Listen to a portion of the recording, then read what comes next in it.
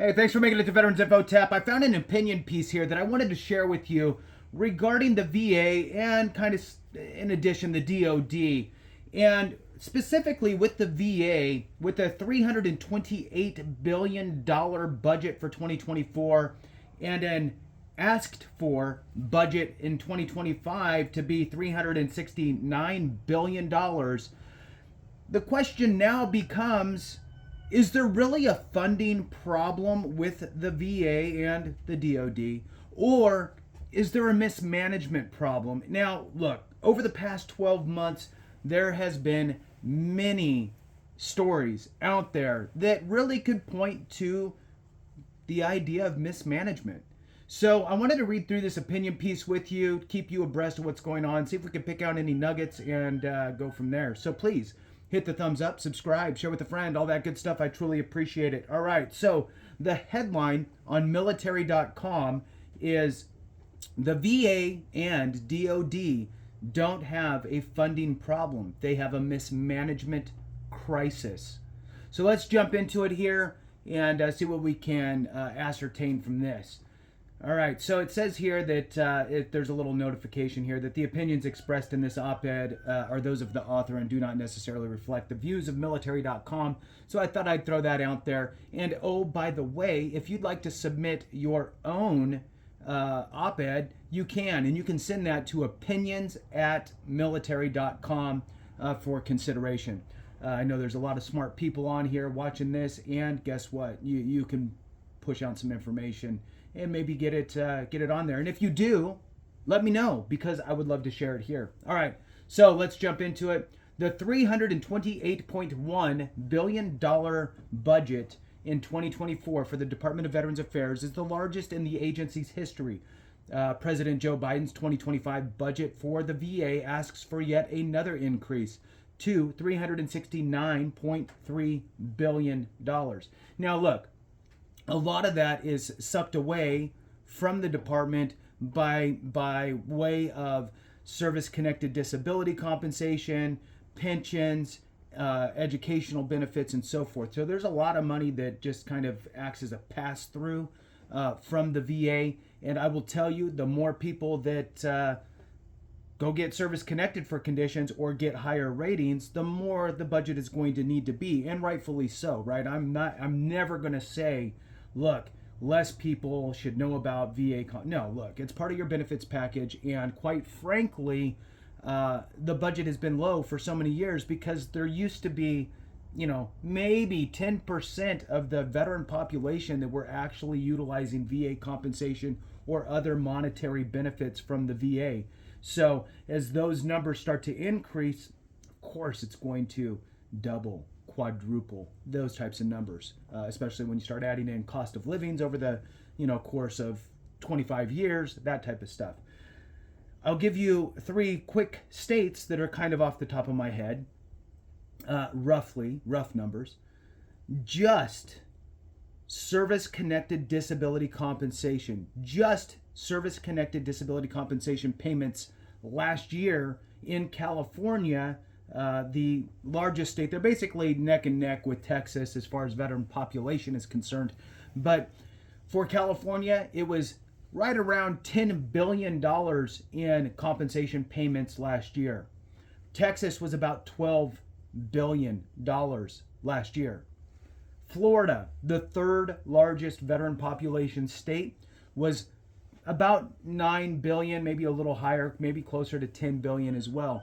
So you start taking those and that's $32 billion right there for three states. Now granted, they're the biggest states, but still, that's a big chunk of money. And the veteran population of whatever the number is, some people will say around 17 million veterans. We'll just use that. 17 million veterans, 30% of them or less are actually utilizing the VA for compensation. So just to put that all in perspective, let's jump further into this article here. Sorry for the little sidetrack. I'm rated for that. All right. So if enacted by Congress, the 2025 proposal would represent a 668% increase in the VA's budget since 2001. And although over half of the department's annual budget goes toward mandatory spending like disability compensation, the question remains, have these historic levels of funding translated to improved outcomes for our veterans? While it is reassuring to see strong government commitment to address the challenges veterans face, and the VA and other federal agencies need to ensure this funding benefits the people it is meant to serve, we owe it to veterans, their families, caregivers, and survivors to make sure these resources are used effectively to improve all aspects of veterans' well-being. If the money is spent on overhead and outcomes don't improve, then it's all for naught. Our veterans are facing overlapping challenges and need strong support to overcome them. Take veteran suicide. The statistics have remained stagnant for years. 10 years ago, 17.7 veterans killed themselves per day. In 2021, the most recent year for which data is available, that number was 17.5. Despite heavy VA focus and funding on the issue. Veteran homelessness has likewise been unaffected by more money. The rate of veteran homelessness increased by 12% from 2022 to 2023, even as more funding was allocated to the VA and organizations to combat the problem. Recognizing that more money does not always mean better results, what can the government do to not waste its resources for veterans? For starters, now I'm glad they said for veterans, not because of veterans or anything like that. So I think this may have been written by a veteran. It's hard to say. So let's move on. For starters, it can improve the transition to civilian life process from the Department of Defense to the VA, continuing using community care and local nonprofits that serve as a relief valve when the VA can't serve veterans in a timely manner, and partner with corporations to develop new ways to support veteran employment. I wholeheartedly agree. I think swimming upstream is the smartest possible thing you can do. I think that every single veteran who's going through, military member going through TAPS, the Transition Assistance Program, should be mandated to meet with an accredited veteran service officer or veteran service representative, somebody who's accredited to help with VA claims prior to their exit from the military. To talk about the VA claims aspect, I think the employment piece is gigantic. Yes, there's Skill Bridge, but Skill Bridge it's a very small percentage of folks transitioning that actually get into any Skill Bridge programs. So moving on, nearly 250,000 veterans transition back into civilian life each year. While this change is never easy, it's made it even more difficult by a confusing and fragmented system involving both the VA and the DoD.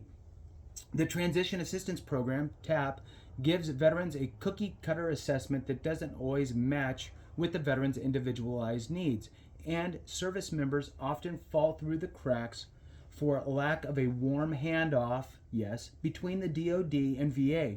In fact, a report from the Government Accountability Office found that 70% of service members transitioning to civilian life did not start TAP at least 365 days before separation as required by law. As a result, veterans find themselves navigating the hardships of transitioning without preparation, education, or support. Agreed. The VA should also look to other resources to get veterans the support they need. For instance, there are federal services that help veterans find employment in the civilian workforce, and programs like the Hire Vets Medallion program that recognize organizations that hire veterans. There are also non-governmental organizations and nonprofits like Hire Heroes that work in the private sector to do this work.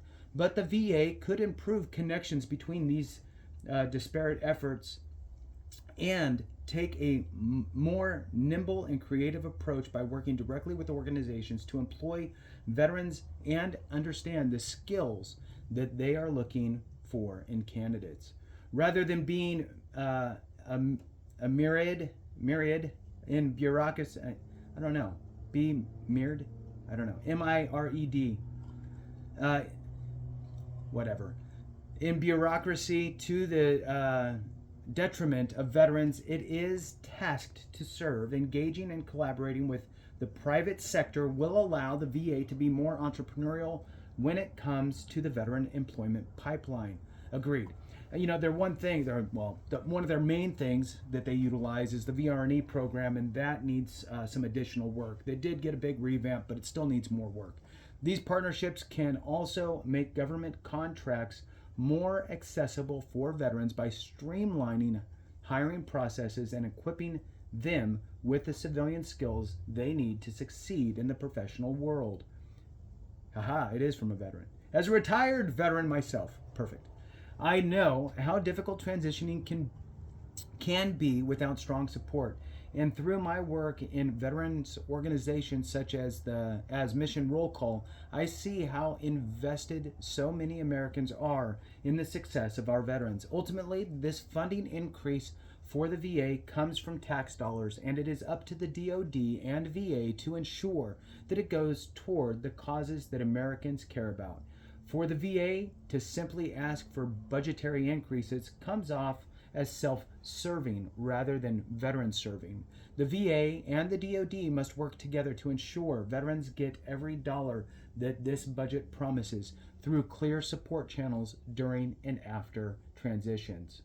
So I absolutely agree. I'm going to give this last little point here. Jim Whaley is the CEO of Mission Roll Call. He is the former Director of Communications at the U.S. Military Academy at West Point. As a 20-year veteran of the Army, his awards and decorations include the Master Army Aviation Badge, Legion of Merit, Air Assault Badge, and Humanitarian Service Medal. So that's who put together this op-ed. Great job. I agree. Increasing budgets to just increase budgets and not have a firm grasp on exactly what its true impact will be to better the lives of veterans and caregivers and so forth. So that's the main point, I think, of this, is that there needs to be some almost additional accountability in a way to ensure that we're not increasing budgets and having the same results, right? I love the aspect of swimming upstream, working hand in hand with the DoD, with the transitioning service members. I get it. SkillBridge, you signed a contract for X number of years with the military, and it's hard for commands to just let everybody go, 6 months early. Your contract was for those additional 6 months. So it becomes very difficult to think of something like a SkillBridge, but there has to be other ways in which we can prep our transitioning military members to better succeed, right? If you got out of the military with a VA percentage already in place, some additional money and benefits coming from that, you got out with a decent job, maybe it's not the best job, but a decent job, putting some money in your bank, allowing you to be able to provide for you or you and your family. All are good things that help with the transition and help with any sort of, maybe it'll help with some depression, right? Or the other way is that if you start adding financial problems in, the mental health issues get exacerbated, right? So you want to limit that as much as you can. So there's all kinds of different aspects to this, right? Everything is not, it's not cookie cutter, right? But I love that there was some good things pointed out in that, and we'll go ahead and leave it there. Thank you so much for writing it, Jim. We really appreciate it, and I was glad to share it here. Thank you so much for watching. I appreciate you. Have a great one, and remember, if we don't take care of each other, something went wrong.